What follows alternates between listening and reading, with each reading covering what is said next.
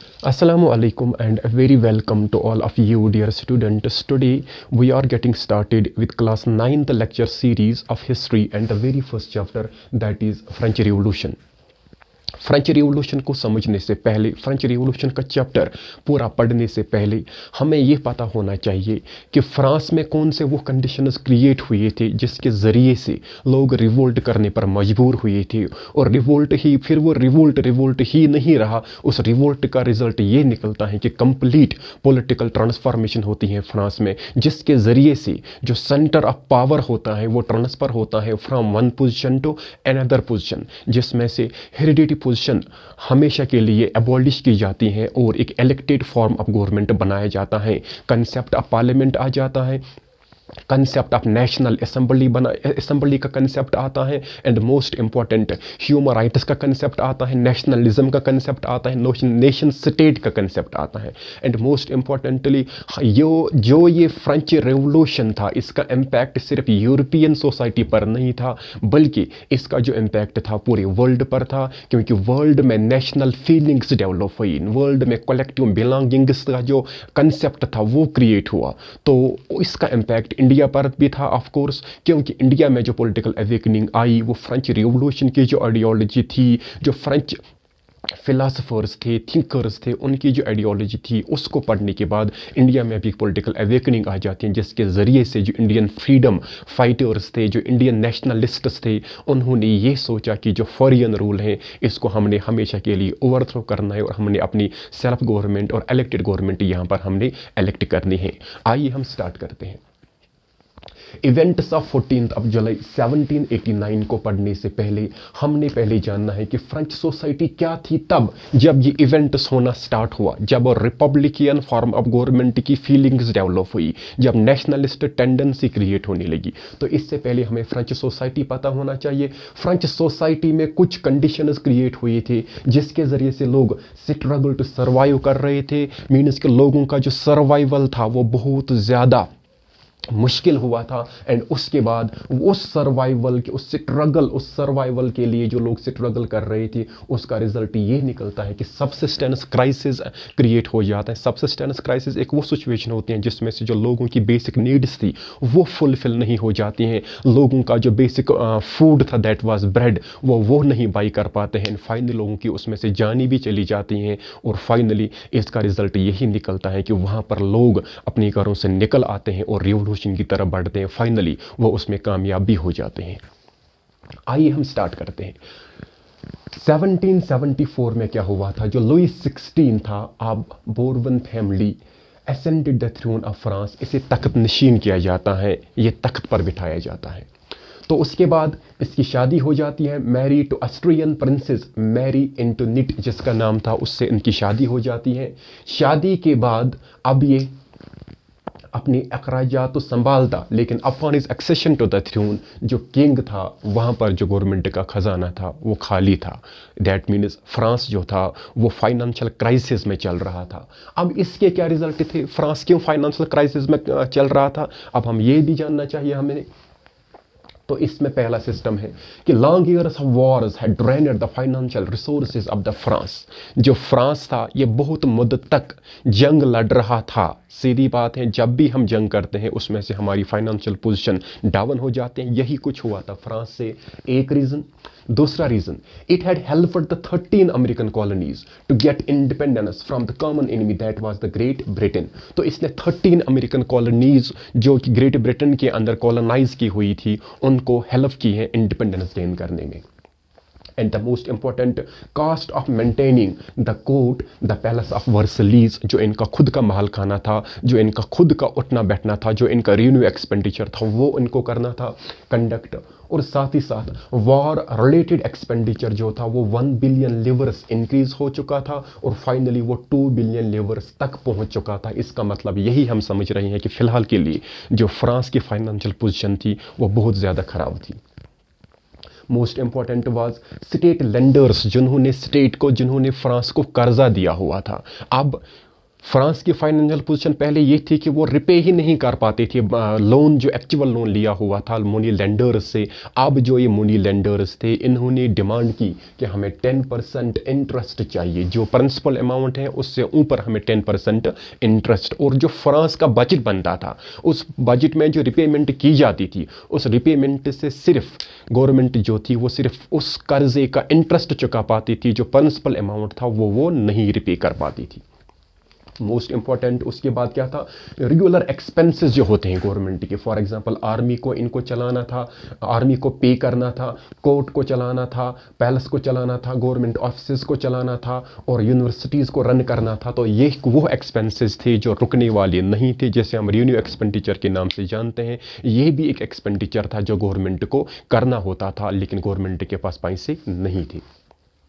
अब इस सभी सिचुएशन को मीट आउट करने के लिए गवर्नमेंट के पास रास्ता होता था, French colonial government, French monarch के पास रास्ता था। State was forced to increase tax, ये टैक्स इंक्रीज कर सकते थे, लेकिन French society divide into 3 states. French की जो सोसाइटी थी on the base of social system, इसको डिवाइड किया गया था 3 ग्रुप्स में। उन ग्रुप्स को हम कहते थे स्टेट्स। तो यहां पर मसला ये था कि जो members of the third state थे, मेजॉरिटी ऑफ द पॉपुलेशन, यही टैक्स पेयर्स थे। First state clergy, second state nobility, वो टैक्स पेयर्स नहीं थी। अब यहां पर भी हम समझते हैं the first and the second state, इनको एंजॉयड थे सर्टन प्रिविलेजेस बाय बर्थ, इनको कुछ कंसेशंस दी जाती थी बाय बर्थ। ये आप समझो कि ये स्पेशल सिटीजन्स होते थे by birth. For example most important among them was कि एक्सेप्शन फ्रॉम पेइंग टैक्सेस, इनको टैक्स देना नहीं होता था। Nobles further enjoyed federal privilege, इसका मतलब क्या हुआ, these included federal dues which they extracted from the peasants, peasant से ये फेडरल डिव्स एक्सट्रैक्ट करते थे। इसका मतलब ये था, तो एक तो ये टैक्स पेयर्स भी नहीं थी, दूसरी तरफ से ये फेडरल डिव्स एक्सट्रैक्ट करते थे, किनसे, पीजेंट से। अब हम आते हैं थर्ड स्टेट की पोजीशन को हम समझते हैं। Peasants were obligated to render service to lord, ये थर्ड स्टेट की बात है। इनको इनके घरों में काम करना होता था, वर्क इन हिज हाउस, इनके घरों में काम करना होता था, इनके खेतों में काम करना होता था, टू सर्व द आर्मी में काम करना होता था, it is without compensation, and to participate in building roads, और रोड्स बिल्डिंग्स कंस्ट्रक्शन एक्टिविटी में भी इनका ही काम होता था। इसका मतलब था कि जो भी फाइनेंशियल बर्डन था इसको मीट आउट किया जाता था, लेकिन only by the people of third state. अब टैक्सेस क्या क्या थे वहां पर, टिथ एक टैक्स था जो एग्रीकल्चरल प्रोड्यूस पर लिया जाता था, लेकिन ये चर्च के जरिए एक्सट्रैक्ट किया जाता था। A tax levied by the church comprising 1/10 of the agricultural produce, जो एग्रीकल्चर प्रोड्यूस होता था उसका 1/10 जो होता था वो इनको देना पड़ता था। इसका मतलब ये हुआ, अगर किसी के 100 क्विंटल बनते थे उसको 10 क्विंटल सरेंडर करनी पड़ती होती। Taille tax to be paid directly to state, ये एक डायरेक्ट टैक्स था, जिस तरह से हम इनकम टैक्स पे करते हैं, इन द सेम वे टाइली एक टैक्स था जो फ्रेंच थर्ड स्टेट को देना पड़ता था। A number of indirect taxes which were levied on articles of everyday consumption, और भी बहुत सारे indirect taxes थे जो लोगों के everyday consumption था, डिफरेंट जो प्रोडक्ट्स लोग बाई करते थे, जो everyday इनका प्रोडक्ट होता था उस पर भी जो टैक्स लगता था वो indirect टैक्स कहलाता था, और वो indirect टैक्स बहुत तरह की होती थी। अब हमने फिलहाल के लिए पढ़ा कि इस सभी सिचुएशन में जो फ्रेंच सोसाइटी थी वो किस तरह से अपना गुजारा करती। तो अब यहाँ पर इसी से स्टार्ट होता है, ये एक स्ट्रगल था जिसमें से लोग सर्वाइव कर रही थी, और उसके बाद क्रिएट हो जाता है सबसिस्टेंस क्राइसिस। सबसिस्टेंस क्राइसिस क्या है, it was an extreme situation wire the basic means of livelihood और इन डेंजर। ये एक वो सिचुएशन होती है जिसमें से लोगों की जो बेसिक नीड थी वो पूरी नहीं हो जाती थी। तो ये कुछ हुआ था फ्रांस में जिसको नाम दिया गया सबसिस्टेंस क्राइसिस। सबसिस्टेंस क्राइसिस को समझने से पहले हमें पहले स्ट्रगल टू सर्वाइव को समझना है। क्या हुआ था कि जो पॉपुलेशन ऑफ फ्रांस थी, it was 23 million in 1715 and it has increased to 28 million in 1789. It means कि जो फ्रेंच पॉपुलेशन थी ये इंक्रीज हुई थी by 5 million. We can say this 5 million was a surplus population. और दूसरा मसला rapid increase in the demand for food grains. अब जब पॉपुलेशन इंक्रीज हुई थी, सीधी सी बात है कि जो फूड ग्रेन्स था उसका भी जो डिमांड जो उसका था वो तो इंक्रीज होना ही था। Production of grains could not keep pace with the demand, लेकिन सप्लाई कम थी, डिमांड ज़्यादा थी, तो वहाँ पर था डिमांड एंड सप्लाई में मिसमैच था।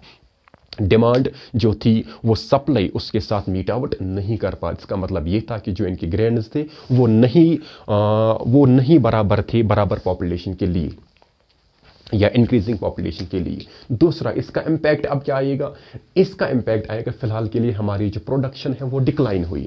डिक्लाइन होने से क्या हुआ, prices of bread went up. सीधी बात है, जब सप्लाई कम है, डिमांड अनलिमिटेड है, तो जो एग्जिस्टिंग सप्लाई हमारे पास है, ये जो अनलिमिटेड डिमांड है, ये उसके प्राइस राइज करेंगे। वही यहाँ पर भी हुआ, जो इनका बेसिक फूड था दैट वाज ब्रेड, इसके प्राइसेस ज़्यादा हुई। Wages could not keep with the rising of prices, इनके जो वेजेस दिए जाते थे वो बराबर नहीं दिए जाते थे। फाइनली यहाँ पर भी प्रॉब्लम थी, gap between the rich and the poor widened. तो सीधी बात है कि सोसाइटी में फर्दर डिवीजन क्रिएट हुआ, गरीब ज़्यादा से ज़्यादा गरीब होते गई और अमीर ज़्यादा से ज़्यादा अमीर होती गई।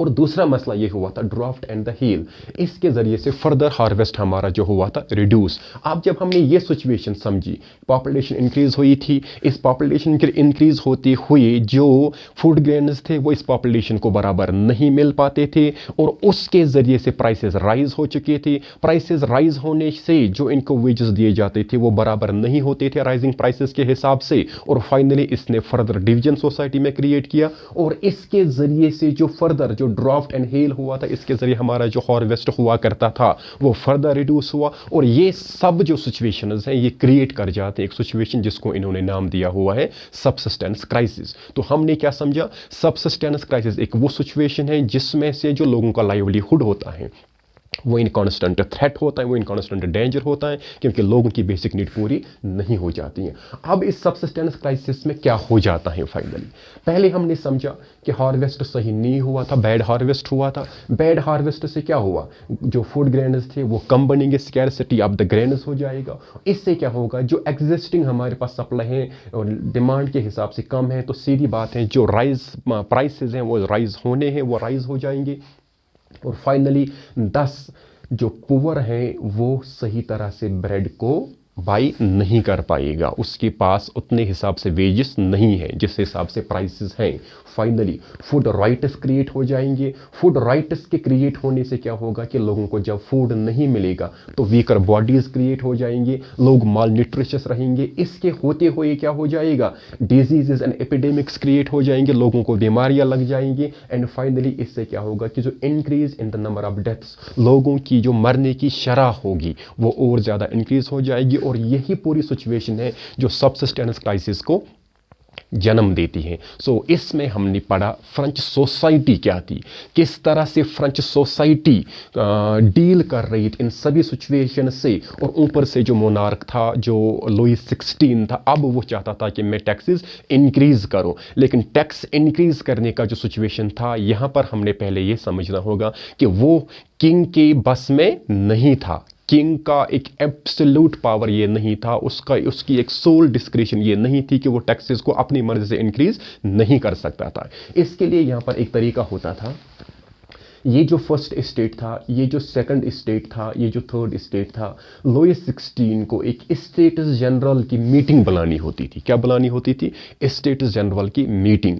और उस स्टेट्स जनरल की मीटिंग में इरिस्पेक्टिव ऑफ द स्ट्रेंथ जितने भी मेंबर्स आते, लेकिन every state was given only 1 vote. इसका मतलब ये हुआ, अगर ये बेचते हैं फॉर एग्जांपल 300 मेंबर्स, ये भी बेचते हैं 300 मेंबर्स, फॉर एग्जांपल ये भी बेचते हैं 300 मेंबर्स, रिस्पेक्ट। इसका मतलब है अगर ये 300 आए हैं लेकिन फिर भी इनके सिर्फ एक ही वोट इनको कास्ट करना होगा। इन द सेम वे इनको भी एक ही वोट कास्ट करना होगा, इनको भी। लेकिन हुआ क्या था, ये आए थे 300, कलर्जी वाले नोबिलिटी भी आए थे 300, लेकिन जो थर्ड स्टेट था वो आए थे 600 and they objected the system of voting in the states general meeting and finally they demanded that 1 person should be given 1 vote, एक पर्सन को एक वोट मिलना चाहिए। एंड ये जो पहला कंसेप्ट यहाँ पर इमर्ज होकर आता है, that is 1 person 1 vote and 1 value. ये जो आज का हमारे पास है यूनिवर्सल एडल्ट फ्रेंचाइज, इसका भी क्रेडिट जाता है फ्रेंच रिवॉल्यूशन को ही। अल्लाह।